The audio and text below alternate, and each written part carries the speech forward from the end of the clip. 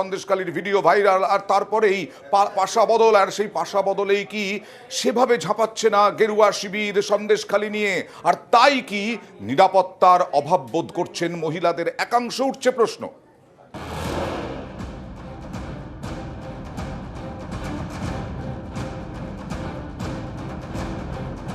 সন্দেশখালী নিয়ে একের পর এক ভিডিও ভাইরাল। অনেকেই মনে করছেন ভাইরাল ভিডিও প্রকাশ্যে আসার পর থেকেই সন্দেশখালীর পাশা অনেকটাই বদলে গেছে।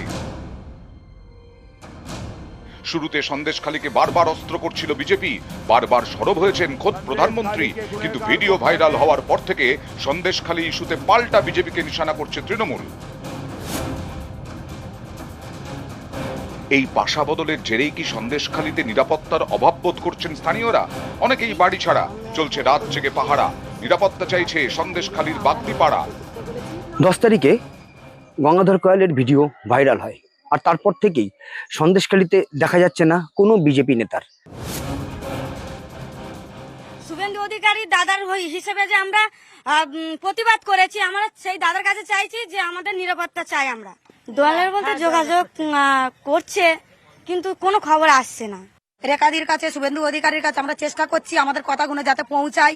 শুভেন্দু অধিকারীর কাছে হাত জোড় করে মিনতি চেয়েছি যে আমাদেরকে নিরাপত্তা দেওয়া হোক।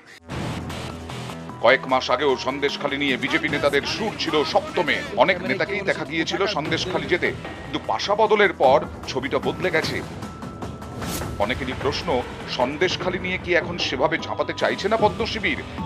তাই কি সেরকম কোনো হেভিওয়েট নেতাকে এখন সন্দেশখালীতে দেখা যাচ্ছে না? বুধবার অবশ্য সন্দেশখালী যান বিজেপি নেতা প্রিয়াঙ্কা টিপড়েওয়াল। পেশায় আইনজীবী এই নেতা ভবানীপুর উপনির্বাচনে মমতা বন্দ্যোপাধ্যায়ের বিরুদ্ধে বিজেপির প্রার্থী ছিলেন। অ্যাজ এন অ্যাডভোকেট আমি এখানে রিপ্রেজেন্ট করছি, আর আমি কোনো কর্মীর কমপ্লেন হিসাবে যাচ্ছি না। সাধারণ মানুষের সঙ্গে যা অত্যাচার হচ্ছে তাদের পাশে আমি দাঁড়িয়ে আছি, তারা যে পার্টি করুক না কেন। বিজেপি নেত্রী হলেও সন্দেশখালীতে আইনজীবী হিসেবেই এসছেন প্রিয়াঙ্কা টেবরিওয়াল। তিনি নিজেই বলছেন সে কথা। তাহলে কি ভাইরাল ভিডিওর পরবর্তী ক্ষেত্রেই কৌশলী অবস্থান নিচ্ছে বিজেপি? বিজেপি প্রার্থী রেখাপাত্র চেষ্টা করছেন নিরাপত্তার আশ্বাস দিয়ে সন্দেশখালীর বাসিন্দাদের চাঙ্গা রাখতে। ভারতীয় জনতা পার্টি যখন এই গরিব মানুষের মাথায় হাত রেখেছে, অবশ্যই এনাদের সুরক্ষিত দেবে।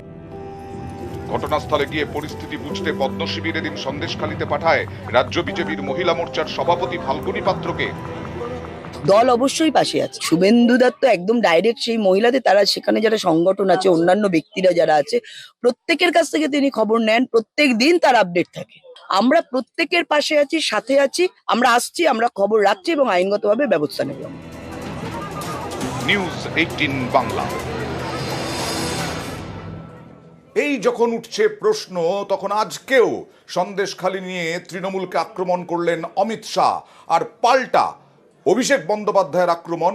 লোকসভা ভোটের জন্যই সন্দেশখালীর রাজনীতি করছে বিজেপি।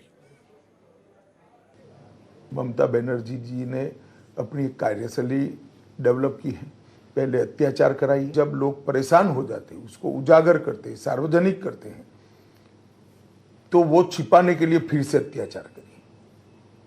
संदेशखाली इसका क्लासिक एग्जाम्पल है।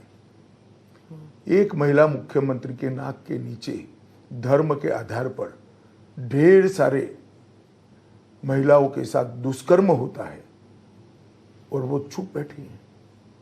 हाईकोर्ट को इंटरवीन करना पड़ता है दोषियों को पकड़ने के लिए, उसके बाद भी जांच ठीक से नहीं होती है तो सीबीआई को हाईकोर्ट देती है। उनको शर्म आनी चाहिए।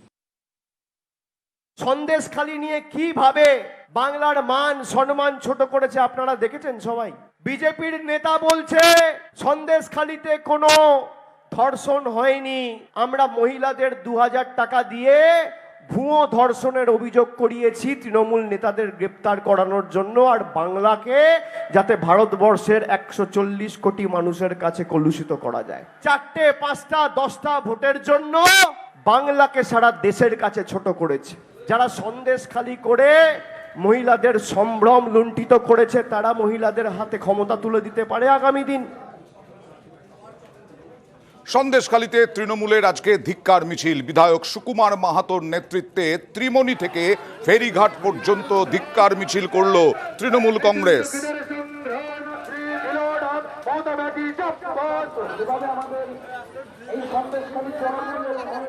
বিজেপি তৃণমূলকে ধ্বংস করার জন্য এক নির্লজ্জ নাটকের ষড়যন্ত্র করেছিল, সেই ষড়যন্ত্রের জাল ফাঁস হয়েছে। গঙ্গাধর কয়ালকে পুরস্কৃত করা উচিত। জাতীয় পুরস্কার আছে সত্য বলার জন্য, যদি সত্য বলার জন্য জাতীয় পুরস্কার থাকে, গঙ্গাধর কয়ালকে পুরস্কৃত করা উচিত।